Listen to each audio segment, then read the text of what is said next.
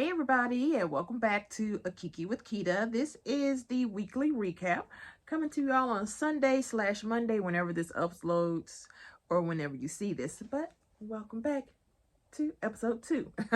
So this will be a bit of an extended recap as I kind of have been building up these stories, and they have been building up every day because we are still in the middle of a lot of this stuff, right? But yes, welcome. Thank you for either returning or finding my channel. If you like what you see here, come on, subscribe. I'm trying to build a little something over here. We're having a good time. Hey, come join the fun. All right, so first things first, we are still in this government shutdown. Let me not. This is the interesting pen, but yeah, they ain't paying for it, so I ain't gonna show it. But anyway, yes, they where are we with this government shutdown, y'all? This is the second longest. I think the first longest was 35 days, and we are approaching quickly 20 or so days in this government shutdown. Y'all, be vigilant, be safe. I did an edit earlier, but I just want to say pray for your pray for this country, pray for your families, cover your families, cover your community. A little Google won't hurt, right? So if you are in need of anything, please look at your community resources. I may do a video on this channel too about some resources for people and different things that people can do as far as getting help if they need it, right? Because this government shutdown is probably not going to end anytime soon. We're on day 20. We're in the 20s. Every day is a new something. I think if you're on TikTok, I think we're all tired of Aaron Parnas and a couple other people having to come live with a new issue going on in the government. One day we're going to get it together, I swear. Anyway, so now it was announced October 16th that many states will be delaying SNAP benefits, EBT SNAP, TANF, WIC, whatever your state calls it, will be delayed. It started November 1st. If you can, stockpile now, because I don't see this changing or getting any better.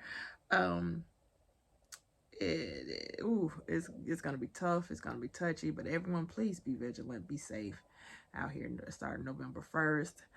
I am afraid that people will start running out of stores. I did see videos on TikTok, but on TikTok you can never tell if things are real or fake or AI. So I'm afraid that people are going to start. It was rumored that people were running out of Walmart with baskets of food. Please don't try that at Target. Target has real cops and they prosecute. I'm just letting y'all know that. But yes, please, if you can, if you are one of the affected people, call your local offices, call your mortgage company, your rental office, your local churches or places of worship, and see if they have anything. There's plenty of food pantries around. Just call. Don't go hungry. Don't struggle when you know you need help, okay? Reach out. There are plenty of community resources around that can help people, okay? So I'm sure I'll be reporting on that more because November 1st is like around the corner. We're already celebrating what's this, Halloween? I said Thanksgiving, Lord, we're not in Canada. But hey, yeah, so here we are. Welcome to America. We also, October 18th, in more political news, everyone celebrated or did the protest around the United States and maybe around the world too. I didn't see any coverage from other areas, but for sure around the United States there were no King's Day protests and rallies. There were hundreds of thousands of people. I'm sure they were up to millions. I don't know if there's been an accurate count yet, as people were gathering in their local neighborhoods, small cities, large cities, everywhere people were gathering, young, old, and the like. Actually, I take that back. It seemed that more seasoned, if you will, family members have joined in on the protests and the rallies, which is good because, many elders feel obligated to protect their young, their future generations.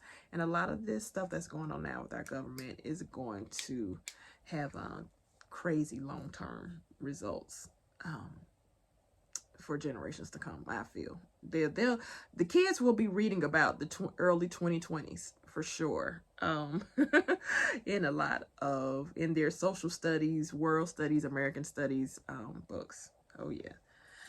But then President Trump apparently, in response to the protests, released some AI videos where he's flying a plane and dumping poop on protesters.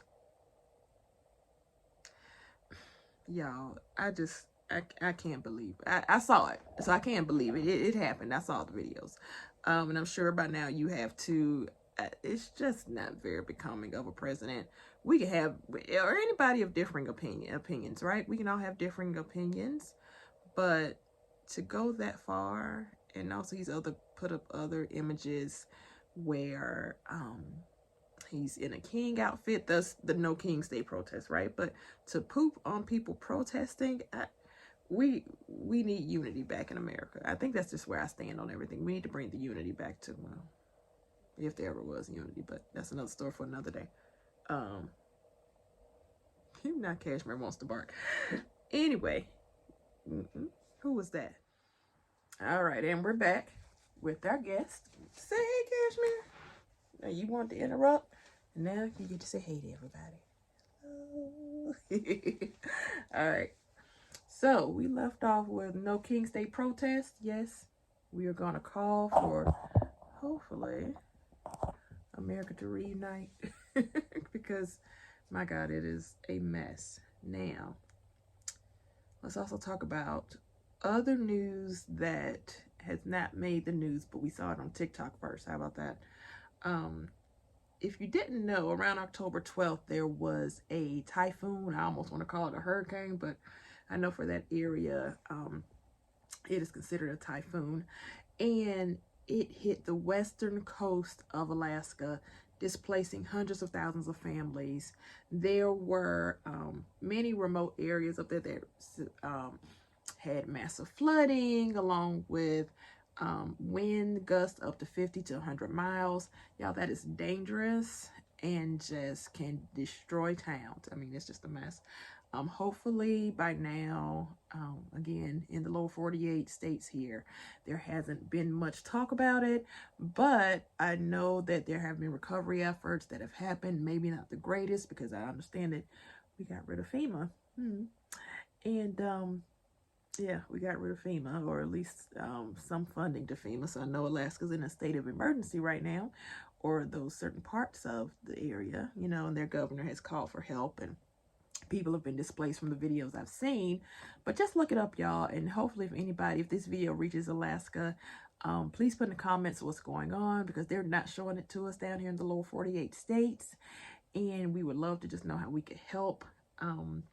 I know this is going to be it is or was an ongoing rescue and recovery situation of people's houses, etc.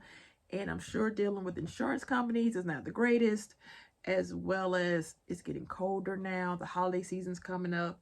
It's going to be really rough. So our prayers are up for the people in Alaska who were affected by this. Keep us posted, and I'll keep you all posted when I hear more in the news. Now, on to more government foolishness. Mitch McConnell.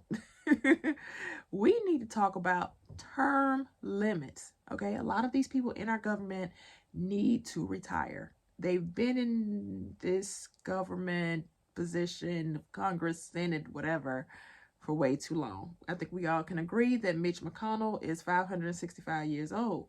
Okay, it's time for him to go home. We have seen the video of him floating around and falling several times. I saw at least 3 videos. For sure, I know the one reporter was trying to ask him about the government shutdown, and he fell. It took 2 people to pick him up. That's really rough. There was another video that I saw. He was trying to go on stage to a podium to speak. Again, disoriented. He fell again. He couldn't talk. It was a mess, right? Mitch, baby, it's time to go home. It's time to go home. Sit down. Yep, it is time to go home. I hope for the next generation that they can make some changes to Congress and petition a lot of these people to change the term limits. Seriously. All right. And I think that's it as far as government goes. Now, as far as pop culture and talk, let's give honor and love to D'Angelo and his family. He passed away at the age of 51 on October 14th from pancreatic cancer. He passed away surrounded by his family, who kept all of this very private from the public, which is great because, you know, people can just be ugly sometimes, and some people can be supportive. And looks like he has gotten great support from his family and fans, and we'll just keep his family lifted up in prayer. As someone who recently went through the hospice process with a family member and everything, that is just a tough time. And I pray his family is doing well. And his son, I think, he had a son who he leaves behind, also a daughter, I believe. So I pray they're doing well. So that's that. Just keep his family. We'll keep his family in our prayers, right? Next are our favorite reality TV personalities. First, Kim Zolciak. And I'm not even sure. I hadn't heard much about it. I had heard the one story where she was apparently dating another married man. Y'all remember how we initially met her, was dealing with Big Papa, who was a married man, and he was buying her gifts and everything. Old habits die hard. All right, Kim. Girl, get it together. You just went through your own divorce, and now you're with another married man. His wife wants a divorce, and she's accusing you of being the other woman. Now, I don't know if Georgia has this law, but North Carolina has the law where you can sue the other woman for breaking up your family. Kim, don't get caught. Don't get caught up, baby. Don't get caught up. But I want to see if there's more information. I'm sure more information will come out as that case goes on. And then our other favorite power couple here in the DMV, Eddie and Wendy, or Wendy and Eddie Osefo. That case just develops every day, right? But now, word on the curb is that they have split their cases. They're not just covering under one attorney. They've got their own separate attorneys. That is a tactic. We all know that's a tactic. As far as trying to lessen the severity of everything that they've been accused of. And we'll see how that goes. I'm really wondering if they're going to do that and then try to say, oh, we're going to get a divorce. That's my conspiracy theories. They're going to use this split of details and attorneys and to say, oh, we're getting a divorce. We're no longer together. Oh, it was his idea. It was her idea, etc., etc. I feel like that is going to be the method of foolishness that will happen. So we'll keep an eye on that. And I'm sure as soon as I cut this camera off, there'll be more details. Next, a celebration is in order, if you will. And funny enough, I thought this couple was already engaged and or married. Do y'all remember TJ Holmes and Amy Robach? Let me make sure. I want to call us. Yeah, I keep messing up her last name. Amy Robach. They were on, I believe, ABC News. And they had left their spouses for each other, and then maybe their spouses had started dating also. Well, anyway, Amy and TJ are finally engaged after 3 years. And they, they have, if you don't know, they actually have a podcast, which was kind of interesting. It was interesting. Talked about current events and other things going on. But yeah, after 3 years, they're engaged. They announced it on their podcast. Amy was joking, saying that no one mentioned her wearing a ring, and we were like, girl, we thought y'all were already married. I thought they were already together, y'all. I thought they were already engaged or whatever when they split up. So the ring didn't come to a surprise to anybody. It didn't come to a surprise to me. And clearly she's upset because, well, they're not upset. I'm used that word lightly. They're surprised no one noticed that she was wearing a ring or whatever. Child, we got bigger fish to fry. we got bigger fish to fry, y'all.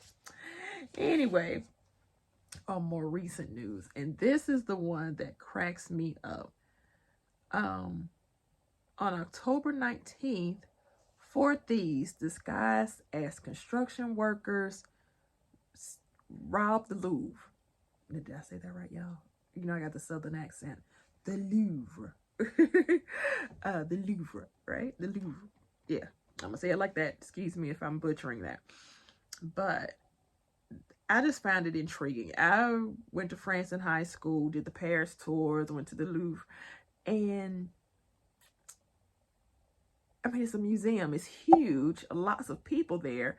So I'm not completely sure how it would have happened without attention, right? Well, let's be honest. There was a lapse in security. Let's be very clear. There was a lapse in security, and you could see they dress up as, now that more details have come out, they well, first let's start here. They stole 8 pieces of the French crown jewels, which I think is hilarious because a lot of those jewels were stolen from different countries in Africa and other countries they conquered. So hey, karma made her way around. But and it also only took 10 minutes. But you can see outside of the Louvre museum that there was a machine, and then it had a ladder to reach the top floor. And they climbed in and got what they wanted, and were out in less than 10 minutes. What? You can't get out of Target in 10 minutes trying to steal, okay? Where were the cameras? And it happened during regular hours and open hours. I think a lot of people in the comments, and myself included, we just knew that there was security on every corner.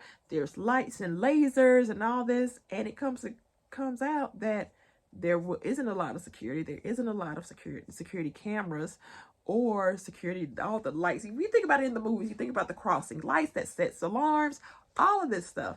The glass is supposed to be very tempered. Comes out that none of that is true. I mean, obviously it's movies, but the things were made to seem more secure in the movies. I thought that was hilarious. I'm totally in shock that they did this in 10 minutes. But clearly, if you ask me, inside job. Y'all knew where to go. You didn't. You knew where to go. You knew how the traffic patterns were in the place, everything. And clearly, museums and the Louvre or whatever, museums in general should have heightened awareness. I know for sure, being here in DC, a lot of our museums have a lot of coverage. And then plus, oh, and then they got away on scooters. Look, I just keep thinking about the setup, and I'm like, y'all really did not have the coverage that you needed to cover this well, you want to say hospital, this hotel, this museum, y'all, this museum. And I just can't believe this happened in 10 minutes. Anyway, and finally, y'all, last night, October 25th, baby, if you were a millennial, Gen X, etc., you were tuned in to the Cash Money No Limit Soldier versus, I'm gonna call it a reunion, even though a Louisiana reunion. Now, I'm not from Louisiana, but I am a fan of both of these groups, and my God, a time was had, right? So, but we also saw in the concert, Tamar was there. She was wiping, is it Manny Fresh, baby, Tony Braxton's husband, right? But she was there wiping his head, and people felt that was very intimate. Okay. And then also, well, first off, what was she doing there? But I guess she can go have fun. You know, Tamar has a young spirit. I'm gonna put it like that. Tamar has a young spirit. I am a Tamar fan. Not as far as a Tamartian, because she does have her flaws. I love me some Tamar, though. I love Tamar down and that family. Can we talk about this also? This needs to be their last season of that show. This needs to be the last season of that Braxton family, the Braxton family values, whatever. Stop blaming this on Tracy, okay? Baby, y'all fighting and dishing out dirty laundry. Everybody clutched their pearls the other day. Tamar, girl, no, we love you. Don't do this. Don't do this. What you doing, big girl? But yeah, Tamar, we love you, okay? But back to the subject at hand. I may start reviewing. I think I am going to start reviewing that show because it is. I love the Braxtons, but they have some drama, and I don't want to be traumatized in their drama. How about that? Trying to see what Cashmere is out here doing. But anyway, so the No Limit Soldier Cash Money concert, amazing. I don't ever want to say who won the versus battle. You know, it was on Versus on Apple Music. Who won both? Louisiana. Louisiana won because this was for the culture. The black culture, African American, black American, whatever word we want to call it this week, culture won for the people. That's who won. It was an amazing concert. An amazing performance done by all. Mia X. She practiced. She been practicing. Baby, she been going to put out an album, sis. Put out an album, Mia, because we want to see it. The people want to see it. Snoop came out, did his own. He did his one verse and went home. Guess he didn't want to mess up his Trump money, but okay. His new Trump image, but okay. And then for Cash Money, Juvenile held it down for everybody, and BG, yeah, if I'm saying that right. But yeah, they held it down. The culture won last night. Who won? The culture. Yep, the black culture and Louisiana. Louisiana won. Of course, Cash Money wants to be entertained now. But y'all, that's it. I enjoyed everything. I wish y'all could see what Cash Money's trying to do. She is just too funny to me. But y'all have a good night, a good day, good morning. Feel free to share this video out. Tell a friend to tell a friend. Like, comment, and subscribe. Let me know your opinion on certain things. And y'all have a good one. Bye. Be blessed.